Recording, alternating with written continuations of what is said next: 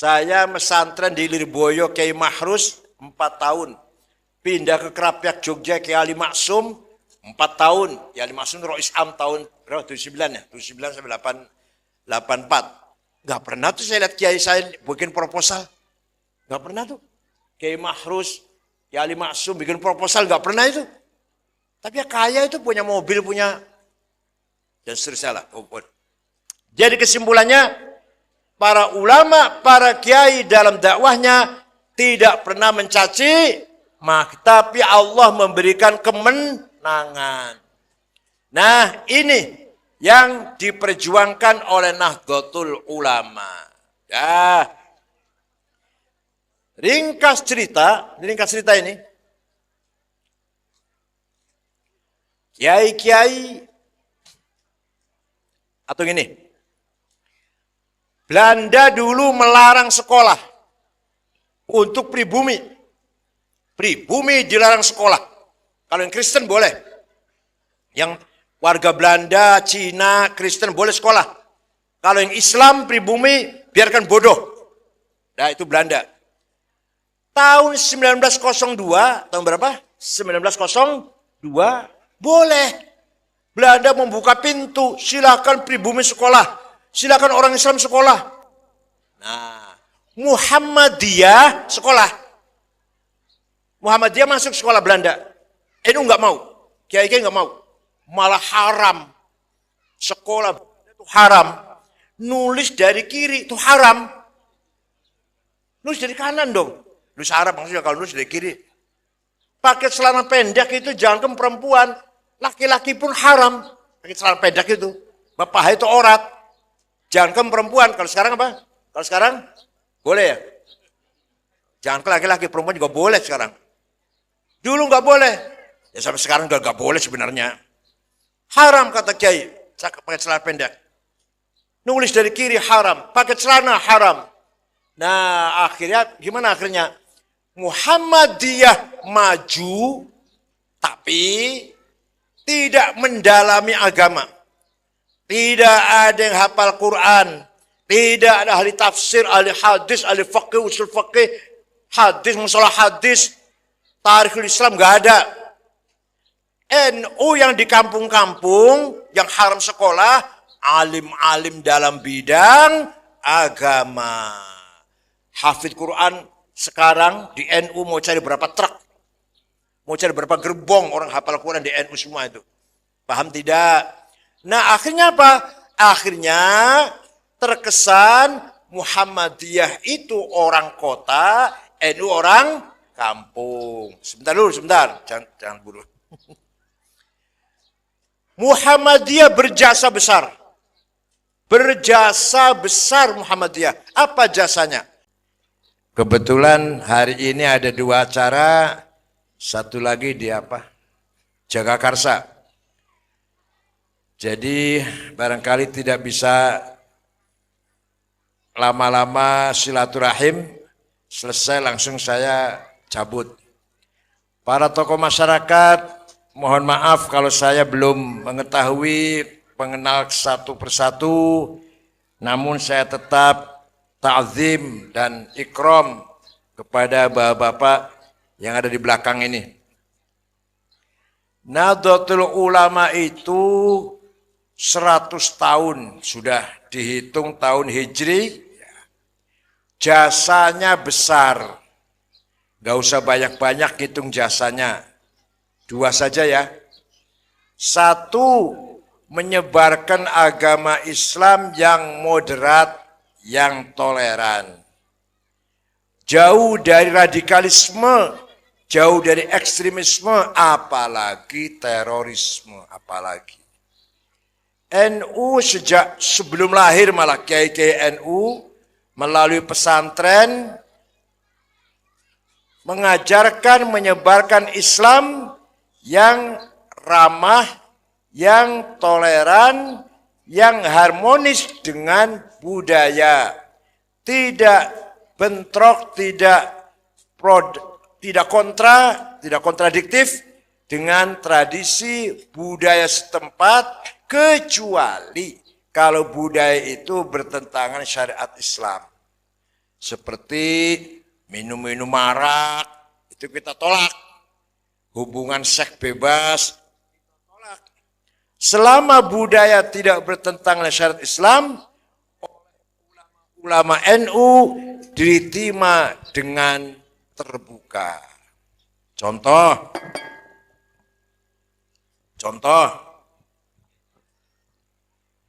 kalau ada orang mati, orang Jawa melek 7 malam. Karena rohnya belum pergi dari rumah ini. Ditungguin sampai pagi. Nunggunya pakai apa? Dengan gaplek. Ngerti gaplek? Gaplek ngerti ya? Dengan gaplek, dengan minum-minuman, dengan ya bercanda, ngobrol, ngomong-ngomong sampai pagi. Sampai 7 malam. Oleh para ulama, para wali songo, 7 malamnya tidak dilarang. Meleknya tidak dilarang. Tapi diganti gaplenya, diganti minum-minumannya dengan tahlil dan berdoa bersama. Ada orang sesajen. Kiai tahu, ngerti sesajen kan? Ngerti sesajen enggak? Kiai tahu apa ini? Ada nasi sekepel, ada cabai merah 1, bawang merah 1 ditaruh pojok rumah. Kiai tanya, apa ini? Sesajen Kiai. Apa sajen itu? Untuk mengusir roh jahat. Agar tuyul, kuntilanak lari dari rumah saya. Kata kiainya, kamu kan kaya atau mampu. Potong kambing 1, masak beras 20 kilo. Masak dia, nurut dia. Jadilah 40 piring. Nasi, 40 mangkok lauk. Kiai, sudah siap 40 piring dan 40 daging. Kita taruh di pojok mana Kiai? Di gua mana, di bawah pohon mana? Disajikan kepada Kiai gede siapa? Kata Kiai, bukan ditaruh di pojok atau di bawah pohon besar. Dimakan. Kaget dia, dimakan. Oleh teman-teman, tetangga. Tapi sebelum makan, minta kepada Tuhan dulu berdoa. Minta apa? Minta kamu selamat, keluargamu selamat, hartamu selamat, hidupmu selamat, matimu selamat. Maka namanya bukan sesajen, tapi alhamdulillah paham. Jadi caranya begitu, cara dakwahnya para ulama. Bukan apa yang sesajen, bid'ah, sesat, ditendang, wah lari nggak jadi Islam sudah, nggak jadi masuk Islam. Tuh cara saya contohnya. Ada lagi, ini agak serius ini. Sunan Gunung Jati. Sunan Gunung Jati itu kalau dari ibu, cucunya Prabu Siliwangi. Kalau dari ibu, kalau dari bapak Habib. Turunannya Habib Abdullah Azmat Khan, datang dari India. Kalau ibunya namanya Syarifah Mudaim atau Nyi Rara Santang, putri Prabu Siliwangi, Pangeran Pamanah Rasa. Wah nggak tahu dong, ini nggak tahu.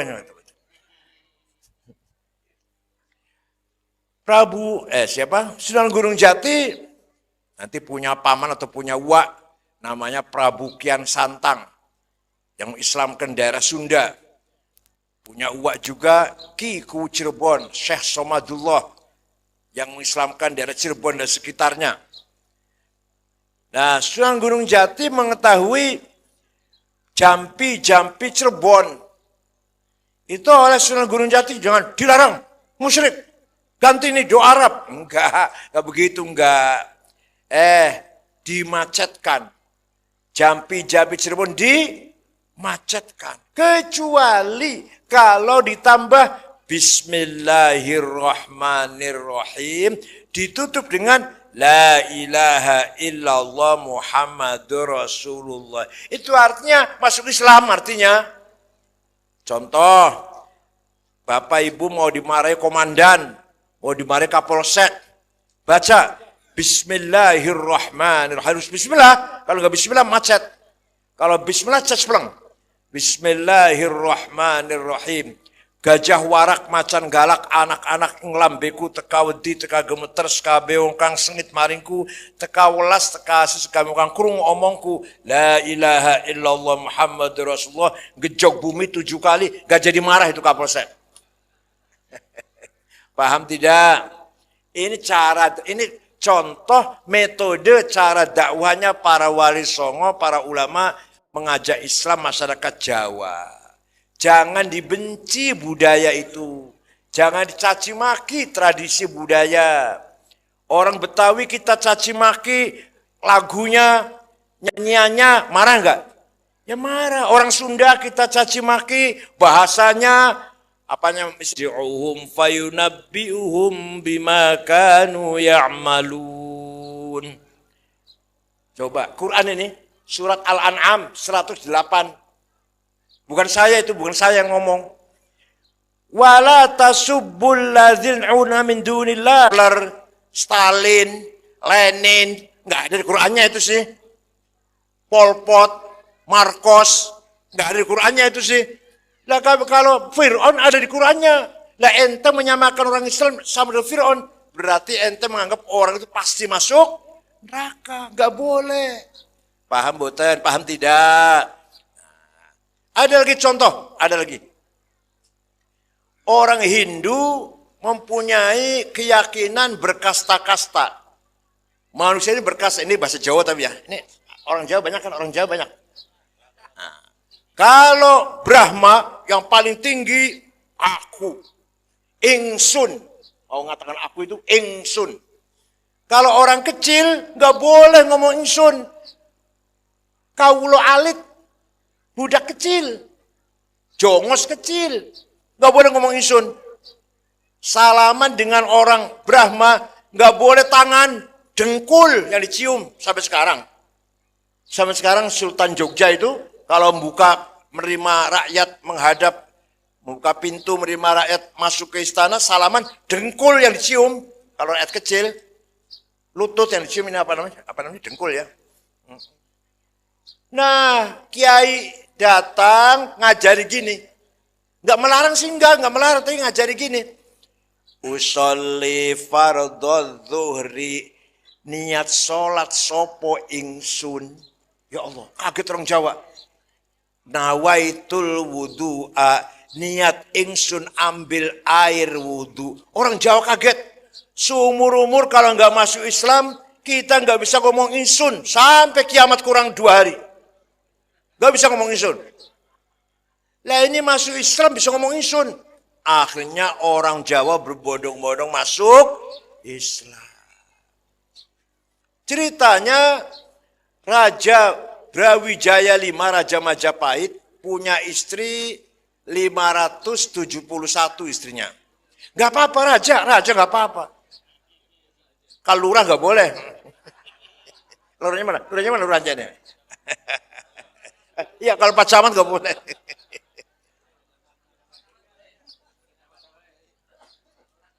Kalau Pak Camat boleh, pinggangnya putus.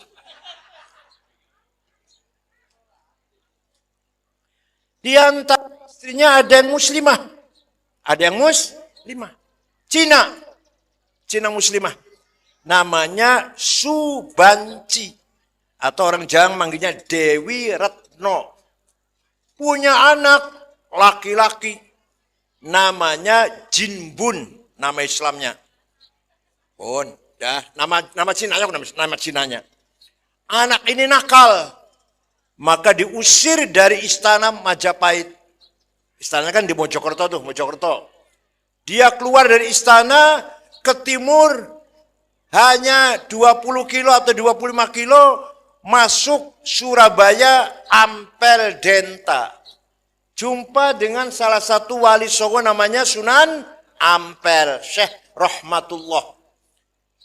Yang datang dari Samarkand. Masuk Islam, si Jinbun ini. Diganti namanya Abdul Fattah.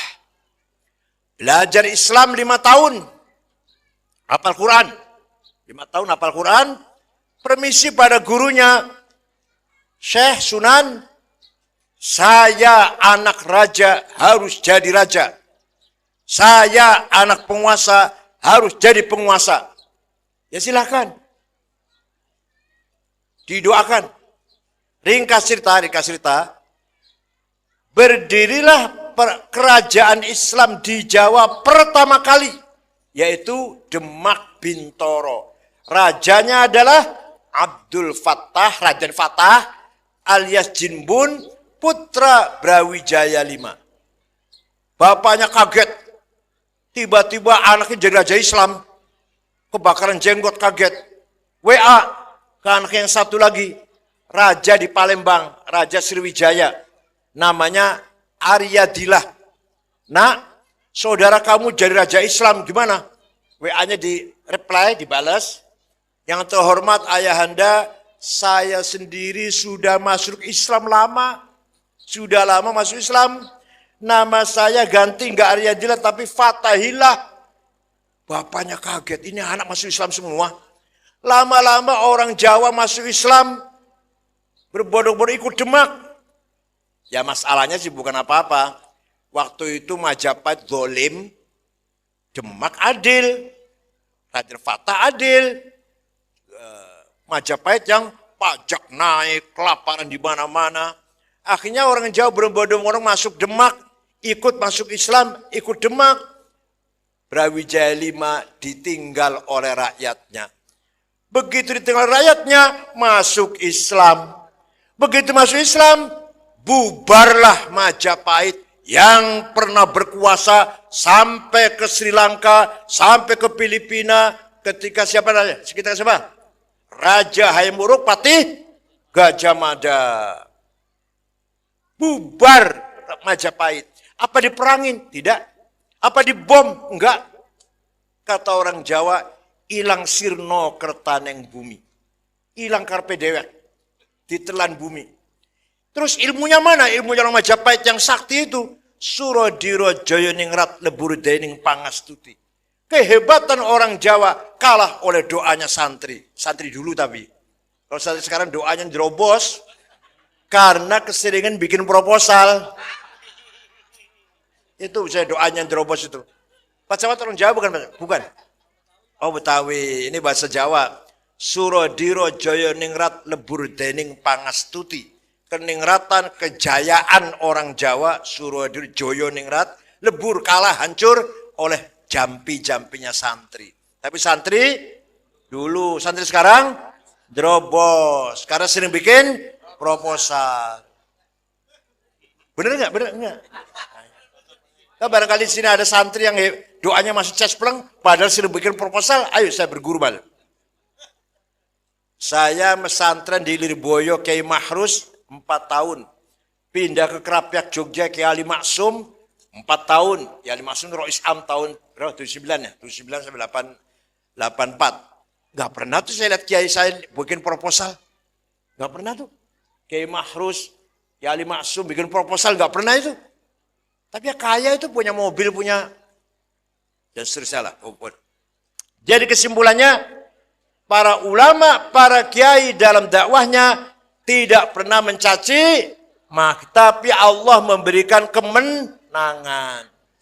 Nah ini yang diperjuangkan oleh Nahdlatul Ulama. Ya. Ringkas cerita ini.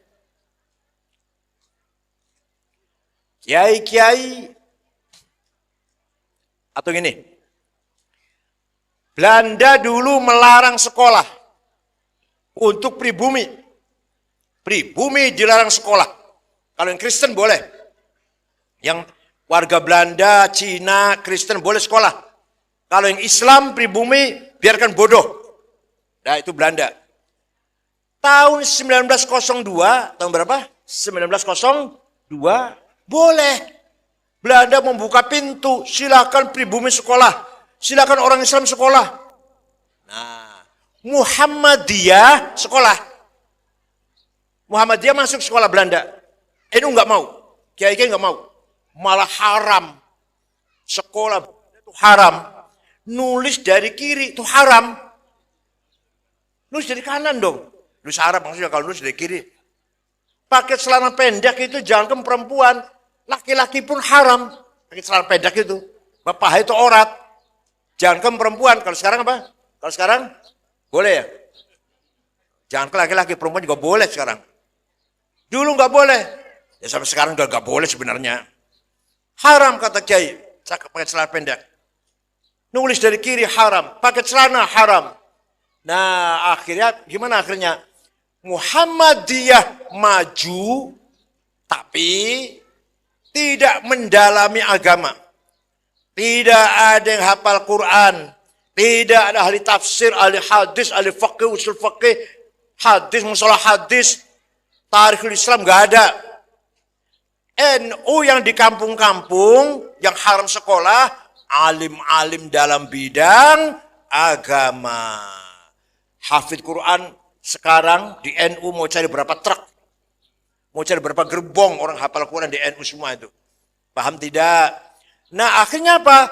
Akhirnya terkesan Muhammadiyah itu orang kota, NU orang kampung. Sebentar dulu, sebentar. Jangan buru. Muhammadiyah berjasa besar. Berjasa besar Muhammadiyah. Apa jasanya? Menjaga Islamnya orang Islam yang kerja di Belanda. Orang Islam yang kerja di kantor-kantor Belanda tidak murtad. Itu Muhammadiyah yang jaga itu.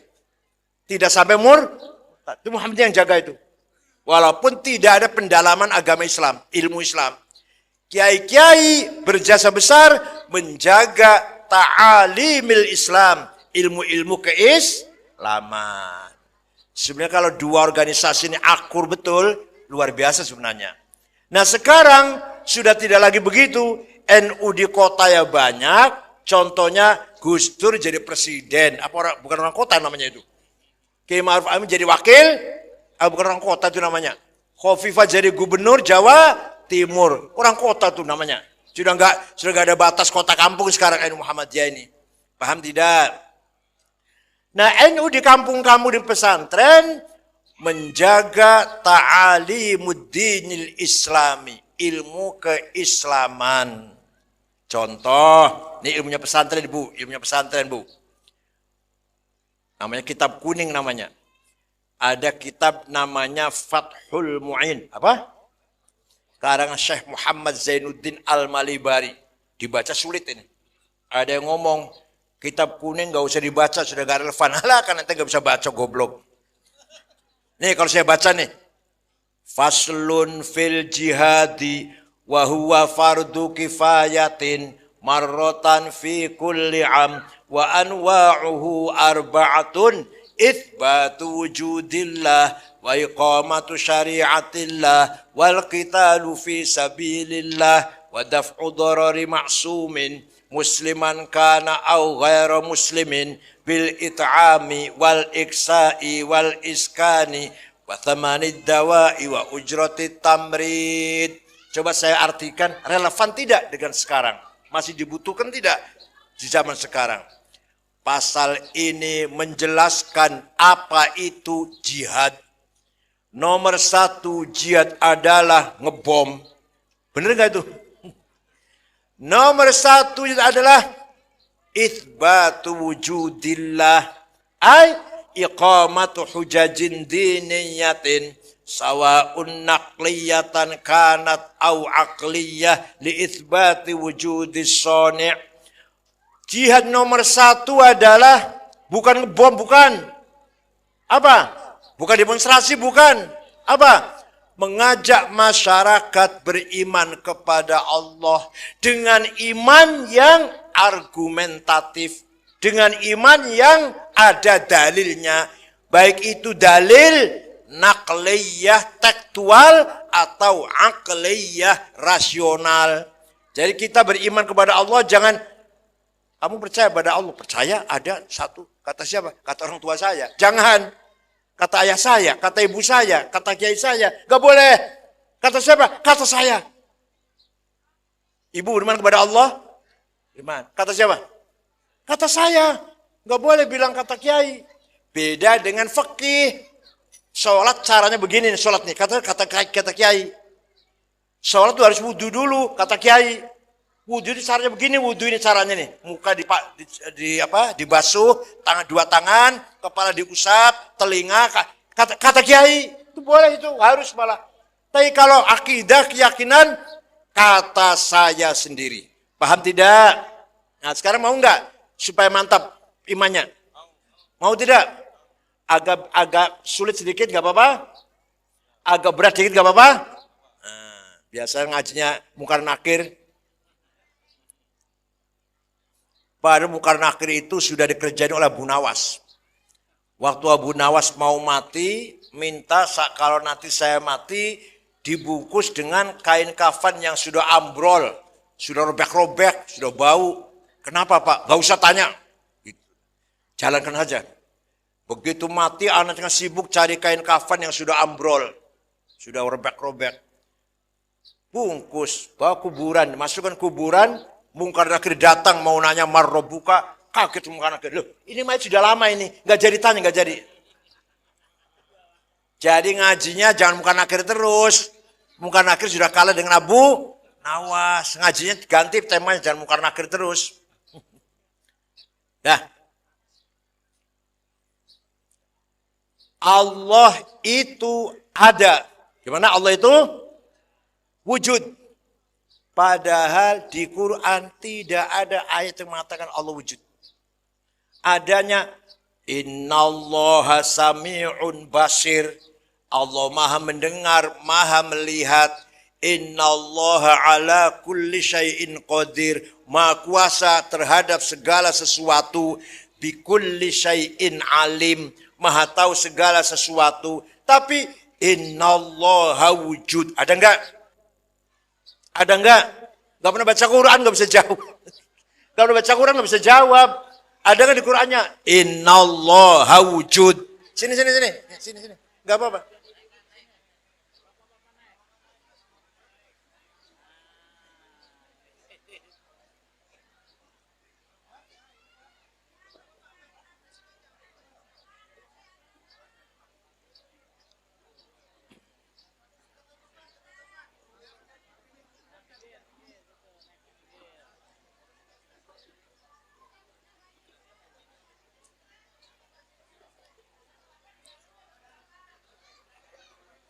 Kalau di Quran tidak ada, maka harus pakai dalil akli. Kalau di Quran tidak ada, maka harus pakai argumentasi rasional. Nah, ini rasionalnya begini. Allah itu ada. Mana dalilnya? Cari di Quran nggak ada. Tapi cara akal ada. Nah, gini. Kita ini sebenarnya tidak ada. Tapi kita ini diadakan oleh yang ada. Yang ada sebelum lapal ada itu ada, sudah ada. Paham tidak? Paham tidak? Kita ini sebenarnya tidak ada. Tapi kita ini diadakan oleh yang ada. Yang ada sebelum lapal ada itu ada, sudah ada.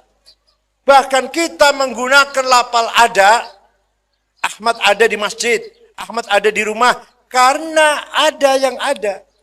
Atau kita menggunakan lapal tidak ada, Ahmad tidak ada di masjid, karena ada yang ada. Maka yang ada hanyalah yang ada. Kita ini sebenarnya tidak ada. Contoh atau bukti nih. Ada kata ganti pronoun. Bahasa Arabnya domir. Ada 3. Ana, anta, huwa. Ana aku. Aku silakan dipakai. Aku Said, aku Toto, aku Edi, aku Fatimah, aku Zainab, aku Maryam. Mati semua nanti. Mati semua enggak? Mati enggak? Tinggal aku Allah yang tidak mati. Aku Allah yang enggak mati. Selainnya aku mati semua. La ilaha illa ana fa'budni. Tidak ada Tuhan kecuali Aku siapa itu? Artinya la wujuda illa ana. Tidak ada yang ada kecuali aku. Artinya la ana illa ana. Tidak ada aku kecuali aku. Aku Ahmad, aku Toto, aku Solikin, aku udah gak ada sudah. Tinggal aku. Berarti yang ada hanyalah, paham tidak? Begitu pula engkau. Engkau Ahmad, engkau Bakar, engkau Hasan, engkau Toto, engkau Edi, engkau Maryam, engkau Zainab, engkau Dian. Mati semua. Tinggal engkau satu yang gak mati. La ilaha illa anta subhanaka inni kuntu minadh dhalimin. Tidak ada Tuhan kecuali engkau. Engkau itu siapa? Engkau itu siapa? Bukan engkau Ahmad, bukan engkau Bakar, bukan engkau Edi, bukan. Engkau siapa? Yo, coba, cuma mati semua sudah, tinggal engkau Allah. Begitu pula huwa, dia Ahmad, dia Abu Bakar, dia Edi, dia Toto, mati semua. Tinggal Allah yang satu yang enggak mati. La ilaha illa huwal hayyul qayyum. Tidak ada Tuhan kecuali dia. Dia siapa? Dia Ahmad, dia Toto, dia Soekardi, dia Solikin. Jadi kesimpulannya, sebenarnya kita ini tidak ada. Tapi kita ini diadakan oleh yang ada. Jadi kita menggunakan aku Said, engkau Said, dia Said. Itu pinjam. Aku Ahmad, aku Toto, aku Maryam, aku Zainab. Minjem itu. Maunya berapa tahun pinjemnya? Jawab, kok nggak jawab. Maunya berapa tahun pinjemnya?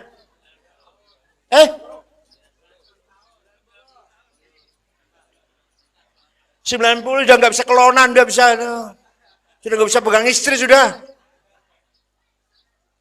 Saya itu 70 tahun udah jarang-jarang sudah. Jawabnya terserah yang meminjemin. Jadi kita menggunakan aku Said, engkau Said. Pinjem dari siapa? Dari Allah, dari akunya Allah, engkaunya Allah, dianya Allah. Minjemnya berapa tahun? Terserah yang saya pinjam sepeda motor. Sudah 3 hari atau seminggu, sini saya ambil. Saya ada kebutuhan nih. Sudah. Silakan yang diambil yang punya kok. Paham tidak? Maka Allah itu ada. Paham? Di Qur'annya tidak ada dalil innallaha wujud. Namanya dalil nakli namanya. Nakli itu apa namanya? Tekstual. Enggak ada. Yang ada dalil akli. Dalil apa namanya? Rasional. Paham tidak? Ini ajarannya para ulama di pesantren. Yang nomor 2, wa iqamatu syariatillah. Kiai-kiai di pesantren membaca kitab Fathul Mu'in agar santri dan umat Islam mengamalkan syariat Islam, sholat, puasa, zakat, umroh, haji. Bukan ngajak demo, bukan kalau kiai-kiai. Bukan ngajak bertengkar. Paham tidak? Yang ketiga, wadaf'u darari ma'sumin musliman kana au ghaira muslim. Jihad yang nomor 3 adalah memberi perlindungan kepada warga masyarakat muslim atau non muslim. Yang penting syaratnya maksum, orang baik-baik. Jadi Pak Camat, Pondok Aren ini, kecamatan ya? Pondok Aren ini muslim atau non muslim asal orang itu maksum, baik-baik. Bukan pelaku kriminal, bukan penjahat, bukan pembunuh, bukan pengedar narkoba, bukan bos judi, bukan bos pijet. Harus hidup tenang, tentram. Muslim atau muslim, dapat perlindungan. Hidup yang aman, tentram, tidur nyenyak, kesana kemari aman. Harus itu jihad. Jadi jihad adalah mewujudkan keamanan, rasa aman. Wadaf mudar masumin musliman kan au ghairu muslim. Ini kitab Fathul Mu'in nih, kitab kuning ini. Muslim atau non muslim, asal orang baik-baik. Kalau jahat, muslim tangkap kalau jahat. Apalagi non muslim. Jahat, pengedar narkoba, pembunuh, koruptor, bos judi, bos pijat, muslim, Pak Haji, tangkap. Paham boten? Ngambil tanah orang, haji, tangkap. Kriminal itu, bukan maksum, ghairu maksum namanya. Paham tidak? Bil it'ami wal iksa'i wal iskan.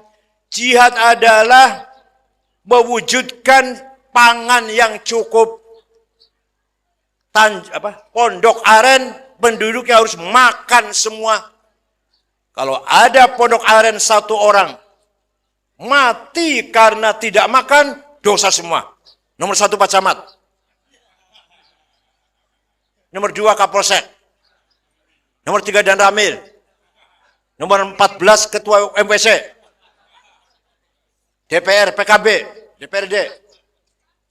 Jadi, kata kitab kuning, kewajiban pemerintah adalah mewujudkan, mengadakan pangan yang cukup. Tidak boleh ada kelaparan. Nggak ada di sini, nggak ada ya? Nggak ada kelaparan ya? Alhamdulillah, makan semua. Dan makan yang bergizi. Jangan ampas kelapa. Ampas kelapa masih dimakan dengan kasih mecin. Jangan. Yang bergizi. Pagi-pagi sarapan, roti, susu, telur, madu, jahe. Wah, itu enak. Bagus sekali itu. Nanti siang makan apa? Makannya apa? Ya ganti-ganti lah. Ganti-ganti. Ayam. Kalau sorenya ikan mas. Nanti besoknya sate. Itu loh. Jangan ampas kelapa, ikan asin. Ya Allah. Ya, sekali-kali boleh. Ikan asin boleh. Jangan terus-menerus ikan asin. Yang kedua, ini singkat saja nih. Pesantren mengajarkan pada santrinya agar pemerintah mewujudkan wal iksa, pakaian yang cukup. Coba bayangkan, Pak. Kita wajib sholat dengan pakaian yang suci. Berarti Islam wajib kita pakaiannya lebih dari 1. Mungkin nggak pakaian suci kalau cuma 1? Nggak mungkin. Sholat harus suci. Tidak sah kalau pakaiannya najis. Ya berarti apa? Berarti kita harus punya pakaian 5. Sholat kan 5 kali. Minimal itu minimal. Makanya ulama-ulama lihat, ulama-ulama itu pakaiannya nggak harus mahal, bersih, baunya harum, bersih, ya wangi. Itu ulama-ulama kayak lihat untuk sholat, bukan untuk apa? Untuk sholat. Harga nggak harus mahal, syukur-syukur harganya mahal, syukur-syukur. Sarungnya bagus, jangan sarung cuma 1, ke sawah itu, ke pasar itu, ke ladang itu, ke mana lagi? Ke WC itu, sholat itu, ya jelas najis ah. Paham tidak? Pondok aren semua cukup pakaian? Alhamdulillah. Kalau ada orang masih punya pakaian hanya 1, ayo rame-rame gotong bareng-bareng, kasih sarung. Islam wajib kita harus suci, artinya harus punya pakaian banyak. Gak mungkin 1, gak mungkin. 2 aja gak mungkin. 2 aja gak mungkin. Minimal 5. Bayangkan kalau cuma 2 juga masih kotor itu. Nah, yang terakhir, rumah tinggal. Orang pondok aren harus punya rumah tinggal. Walaupun sederhana, sangat kecil. Harus punya rumah. Ini jihad namanya. Jihad namanya. Kalau ada orang pondok aren masih belum punya rumah, masih dosa semua kita ini. Ayo rame-rame bareng-bareng gotong. Ya apa namanya? Diangkat bareng-bareng, ditolong bareng-bareng. Kalau masih ada orang nggak punya rumah. Itu jihad namanya. Wathamanid dawai, dan harga obat-obatan. Ada orang sakit nggak mampu beli obat. Ayo, bareng-bareng iuran. Wajib tamrid, biaya operasi, biaya rumah sakit, biaya kesehatan. Ini menurut Fatulmu. Bagus nggak kitab ini? Masih relevan tidak? Kalau diamalkan zaman sekarang ini kitab kuno, kitab lama ini. Kalau diamalkan sekarang masih relevan tidak? Ada yang ngomong kitab kuning nggak relevan karena ente goblok nggak bisa baca. Tuh, dah 1. Yang kedua, Nahdlatul Ulama, ijazah nomor 1 itu. Yang kedua, Nahdlatul Ulama tahun 36, tahun berapa? Muktamar di Banjarmasin. Muktamar Banjarmasin, Kalimantan Selatan, memutuskan bahwa Indonesia bukan Darul Islam, tapi Darussalam. Apa? Negara yang damai. Negara yang damai. Bukan negara agama. Bukan negara Islam, bukan negara Kristen, bukan negara Hindu, bukan negara Buddha. Negara yang damai. Bukan negara Jawa, bukan negara Sunda, bukan negara Madura, bukan negara Batak, Dayak, Bugis, Ambon, negara yang damai. Apa? Wali kota. Jakarta Barat ya? Tangsel. Ahlan wa sahlan. Mari Pak. Pernah ketemu di peresmian stasiun kereta api. Baru Pak.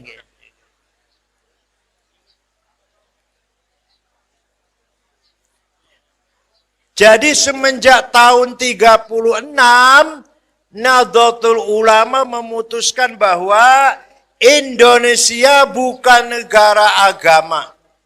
Bukan negara Islam, bukan negara Kristen, bukan negara Hindu, Buddha, bukan negara Katolik, bukan negara Konghucu. Negara apa namanya? Darussalam. Negara yang damai.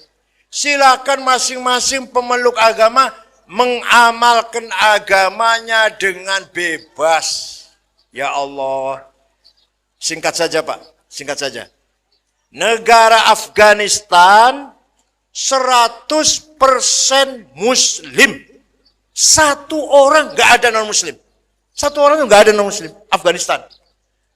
Tapi 40 tahun perang saudara. 7 suku. Sukunya hanya 7. Di kita kan 700 sukunya lebih malah. Hanya 7 suku. Perang saudara sesama Islam. Pasar dibom. Rumah sakit dibom. Sekolah dibom. Masjid dibom. Lagi maulid Nabi dibom. Lagi sholat Jumat, sholat asar. Kemarin baru setengah bulan lah. Sholat asar dibom. Yang mati 80-an lebih. Presidennya Profesor Burhanuddin Rabbani hafal Quran presidennya itu. Keluaran Al-Azhar Mesir. Lulusan Al-Azhar Mesir. Dibunuh. Ayo. Kita ingin jalan ke sana. Kita ingin jalan-jalan ke sana. Ayo presiden ke sana yuk. Ayo ngajak anak cucu yuk.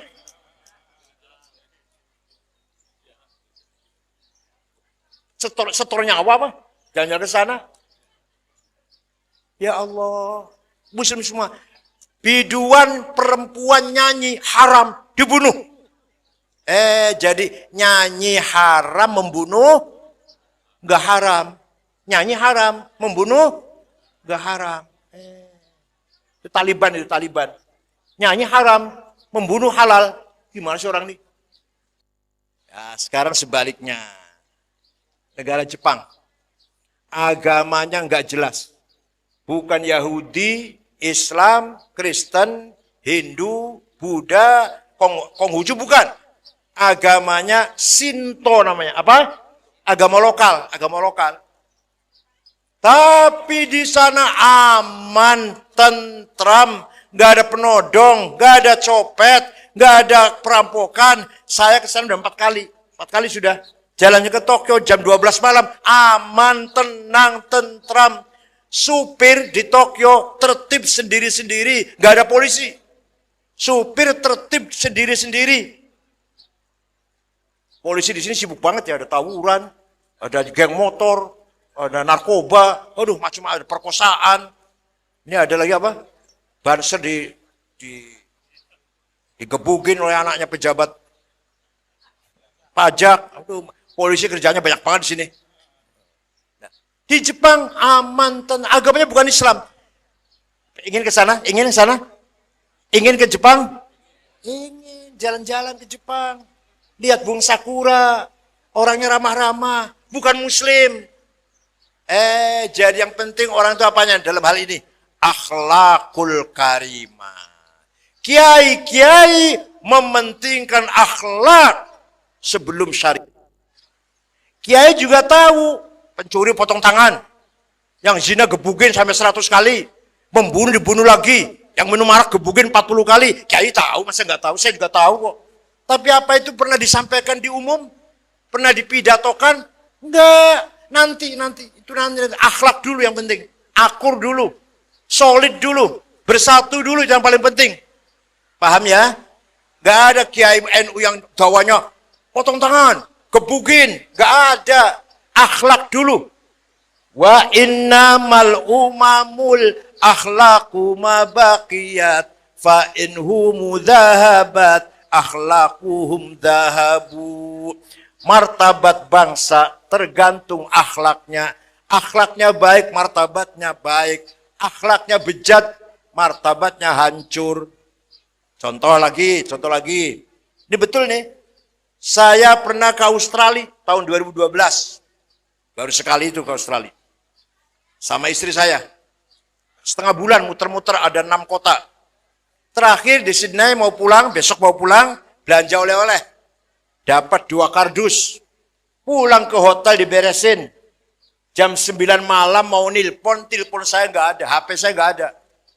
Saya bolak-balik kasur nggak ada. Pojok-pojok saya cari nggak ada. Wah hilang udahlah. Nggak apa-apa. Udah. Gampang beli lagi nanti besok mau pulang aja kok. Dah hilang. Mau tidur jam setengah 10. Ada orang ngetok pintu. Saya buka pegawai hotel bersama laki-laki satu. Mengembalikan HP saya. Ini HP-nya Bapak ketinggalan di toko saya. Ayo kira-kira HP kalau ketinggalan di warung di Pondok Aren gimana kira-kira? Ini orang Islam pada ini. NU semua badal nih. Saya pernah ke negara Mali. Afrika Barat. Dengan 6 ormas. Muhammadiyah, Al-Irsyad, Wasliyah, PUI, NW, Syarikat Islam. Di kota Tembakto, ibu kota. Di sana tidak ada rumah dikunci. Tidak ada rumah jendelanya ditutup. Tidak ada mobil masuk garasi. Tidak ada sepeda motor masuk rumah. Sepeda motor ditinggal di halaman, kuncinya masih gantung. Betul itu. Negara Mali, ibu kota Tembakto namanya. Kira-kira kalau di sini sepeda motor di halaman, kuncinya masih gantung gimana kira-kira? Nah, ini namanya akhlak. Namanya apa namanya? Akhlak. Oleh karena itu, NU berjasa besar. 1, apa tadi? Menyebarkan Islam yang ramah, yang moderat. Nomor 2, menjaga NKRI. Tahun 84 singkat saja ini. Tahun 84, awal mula Gus Dur terpilih jadi ketua PBNU di Situbondo, Muktamar Situbondo. Keputusan muktamar itu NKRI berdasarkan Pancasila Undang-Undang Dasar 45 Bhinneka Tunggal Ika sudah final, tidak boleh dipermasalahkan. Barang siapa ada orang masih mempersoalkan Pancasila, silahkan keluar dari NU. Paham tidak? Silahkan keluar dari NU. Gak butuh NU orang gak terima Pancasila. Apa dalilnya? Wal murjifuna fil madinati lanuhriyannaka bihim thumma la yujawirunaka fiha illa qalila. Surat Ahzab itu. Muhammad, kata Quran kepada Muhammad, wal murjifuna fil madinah, orang-orang yang bikin gaduh di Madinah, bikin ribut di Madinah, usir Muhammad. La yujawiruka fiha, jangan menjadi tetanggamu. Jangan hidup bersama kamu di Madinah. Jangan bersama kamu menjadi tetangga di Madinah. Usir Muhammad. Itu orang bikin gaduh itu. Ya Allah, tegas sekali Quran ini. Nah kalau di kita ada orang bikin gaduh, masih persoalkan Pancasila, maunya khilafah, diapakan? Berani nggak ngusirnya? Ya ini nggak berani ini. Berani nggak ngusirnya? Nah, jadi sekali lagi, NU itu jasanya 2. 1, menyebarkan Islam yang ramah dan toleran. 2, menjaga NKRI. Andilnya besar sekali NU itu. Nah, di Indonesia bebas bikin pesantren. Di Timur Tengah enggak bebas, Pak. Di Irak ujung-ujung bikin pesantren, tangkap. Di Saudi bikin musola tanpa izin, tangkap. Di sini IMB belakangan. Ya Allah. Harus resmi kalau di Timur Tengah. Bikin musola, masjid, madrasah, harus izin resmi dulu. Izinnya dulu, baru. Malah kalau di Iran bikin masjid, diperiksa dulu. Sumber dananya dari mana? Nggak ada di tengah jalan pakai drum, nggak ada. Itu Iran itu. Di kita Allah, yang penting bikin dulu nanti gampang masalah. Nah ini karena apa? Bebasnya luar biasa kita ini. Berarti kita ini walaupun bukan negara Islam, tapi kita bebas mengamalkan agama Islam. Haji dilayani oleh pemerintah. Difasilitasi haji walaupun bayarnya mahal. Tapi kita dilayani oleh pemerintah. Di Turki enggak. Mau haji pergi sendiri sana. Seperti kita mau pergi ke kemana, ke Eropa apa kemana, kan pergi sendiri kan. Kalau Turki orang haji enggak. Kita haji umroh dilayani oleh pemerintah. Kalau mau pergi ke Singapura ya pergi sendiri. Paham tidak? Sekali lagi mohon maaf saya nggak bisa lebih dari ini. Saya pindah ke tempat lain. Mohon maaf Pak Wali Kota, saya pindah ke tempat lain. Syukron. Mohon maaf. Wa dumtum fil khairil barakati wan najah. Wallahul muwaffiq ila aqwamit thoriq. Wassalamu alaikum warahmatullahi wabarakatuh.